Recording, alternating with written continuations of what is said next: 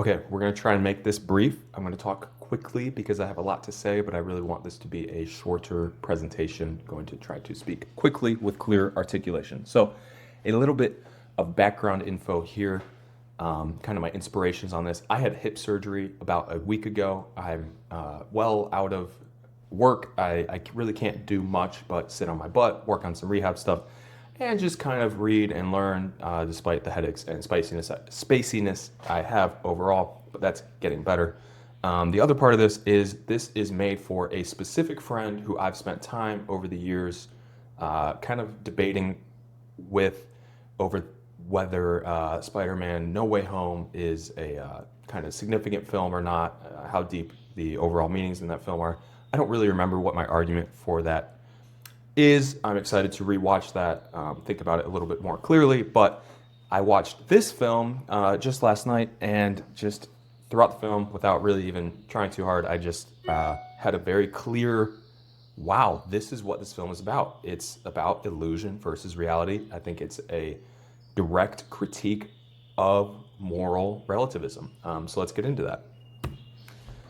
What if reality is not defined by what we see, but by what is actually true beneath the surface? Spider-Man Far From Home explores a world where perception can be manipulated, raising questions about truth, belief, and reality. And I don't think that they are exploring a world that is too different from the world that we live in today. It is hard, oftentimes, to discern what the truth really is. And unfortunately, we have to have a lot of arguments with each other about whether truth is even a real thing. This film certainly argues that it both is and that it is essential to living life well.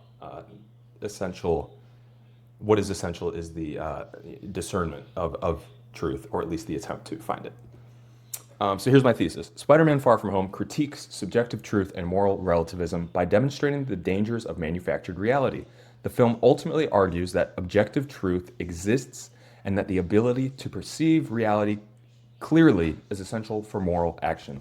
I think this film came out in 2019. I think it's a really interesting move from a big-time studio in Hollywood. I don't think today you're going to see many films that are going to so clearly make this argument in favor of objective truth. I think any really major motion picture that comes out today is going to kind of be the antithesis to this, but I don't think there's a mode that you can watch this film in and really strongly argue the antithesis from the film. I think the film is clearly making this the major theme of it.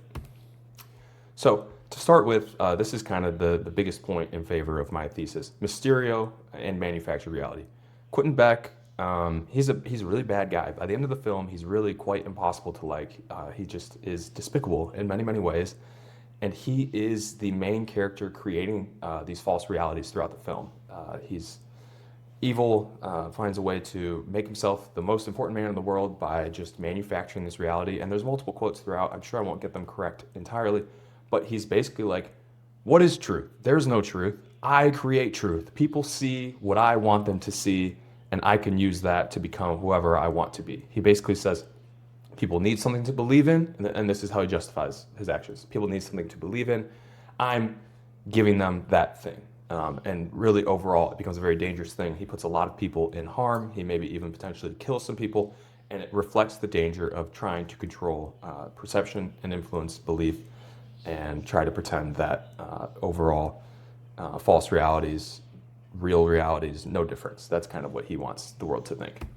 And then Peter, his journey to truth. Sorry, I got it. So sorry about that. So Peter, early on, he's pretty.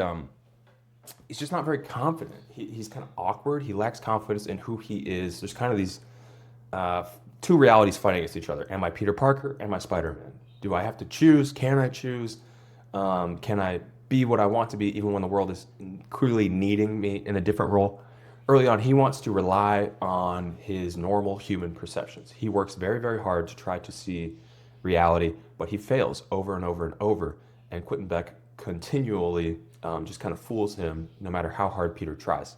Early on, they reference his Peter tingle. If you've watched previous Spider-Man franchises, you know that they're kind of making a comedic reference to Spidey sense. But in this film, it's Peter tingle. early on, he kind of wants to deny his identity as Spider-Man. He wants to say, no, I'm Peter Parker this summer. I'm not working. Therefore, his Peter tingle is not something he really relies heavily on. But throughout the film, you see increased reliance on it. More and more, he uses that Peter tingle. He kind of hones that skill. And at the end of the film, when he finally defeats the villain, if it wasn't for that Peter tingle, he would have died. And then Quentin Beck might have ended up running the world. He might have ended up winning and ultimately, accomplishing all his nefarious plans. But reliance on not just perception, but ultimately discernment. He finally trusts his identity, his ability to use that Peter tingle, that special gift he has, and he finally is able to understand reality for what it is at the end of the film. So overall, this is the idea of perception versus reality. I love this graphic here. One of my favorites. I try and draw it every once in a while. Both of these viewpoints are true, that neither one of them negate the other, but they are not the full truth. So a lot of times in an argument, even two people can both be saying something true, they can both be right, they're just not both fully correct. So be willing to listen and just know that your perception is not necessarily reality. It does not necessarily discredit others. And illusions can fully convince the senses. And illusions might be partially true, but they are not in reality changing what is actually true. Just because you believe something so hard does not inherently make it true. MJ as truth teller. She is almost, to me, kind of the antithesis of the bad guy in this movie. She consistently values honesty, truth telling. She doesn't front. She doesn't feel a need to be popular. She doesn't feel a need to fit into social standards, social norms, do the things that would make her popular. She sees through things. She actually is able to figure out. She's the only one in the film that figures out on her own that Peter is Spider-Man. She's even so truthful that she admits she wasn't 100% confident on that theory. But Peter is ultimately attracted to her role as truth teller. He loves how authentic she is. This character just really enforces the importance of truth. And there's a scene towards the end where her and some of Peter's other friends almost die. There's a killer drones on top of them, and they're just kind of getting things off their chest before they die. And she says out loud something like, "I can't help but tell the truth to everyone, even when it hurts them, or even when it's uncomfortable." And she kind of presents that as like she feels bad about it. It's not necessarily a good thing, but ultimately, there's no reason throughout the film to dislike MJ. I think overall, as a viewer, you are going to really like MJ by the end of the film, and that highlights the fact that it's really a valuable human trait to be able to tell that truth, speak the truth, even when it is an uncomfortable thing, even when honesty is going to hurt people. It does not discredit or make it an unvaluable thing to continue to do. And I think that's why that ability to tell the truth is why her and Peter ultimately end up together in the end. She even admits to him, "Hey, I wasn't just watching you because I thought you're Spider-Man. It's because I like you."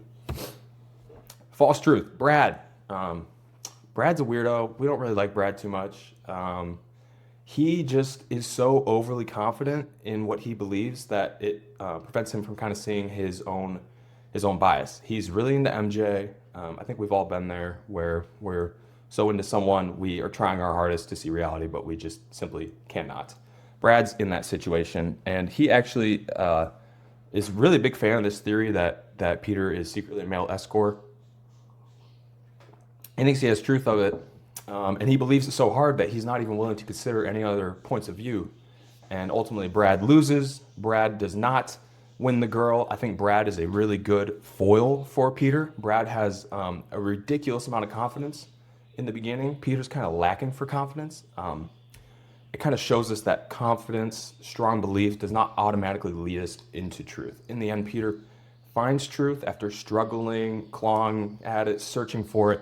Brad is so overly confident that I unfortunately don't believe that he ever will find truth, because he is just mistaking his perception for reality because he is so prideful and so confident. I think him and Peter foil each other very well to kind of highlight the type of guy that a girl like MJ would ultimately be into. So Brad kind of reinforces what Mysterio already showed us, just from a different kind of angle. False truth, false realities, they're not a good thing. So here's my conclusion. Probably could have, done some more work on this, but excited that I could present what I have with you. Spider-Man Far From Home ultimately argues that truth exists beyond perception. In a world of illusion, the ability to see clearly is the greatest power. Ultimately, in the end, Peter can see things clearly, and that allows him to defeat the bad guy, win the girl, just kind of step into who he is. Oh, here's something I didn't highlight.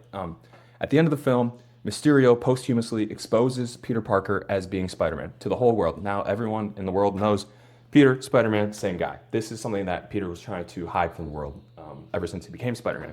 And it's presented as like a really devastating thing. It's like the end of Peter's life. Like, this is really, really bad. But I think it will be very interesting as we step into the third film in the franchise to analyze if ultimately that eventually becomes a good thing where Peter doesn't have to live these split realities anymore. Now, instead of trying to live this truth and live this truth, he can fully live truth and do both those roles at a high level at the same time without having to hide from people, hide things from the world. He can be fully truthful and honest with everyone he meets, everyone he loves and kind of appreciates in his life. I think it'll be interesting to see if ultimately that kind of truth-telling that, Mysterio almost kind of accidentally told the truth at the end because he thought it was going to be a self-serving thing. It'll be interesting to see if that gets flipped to being actually something really, really good for Peter. Just something to think about as we move into the next film.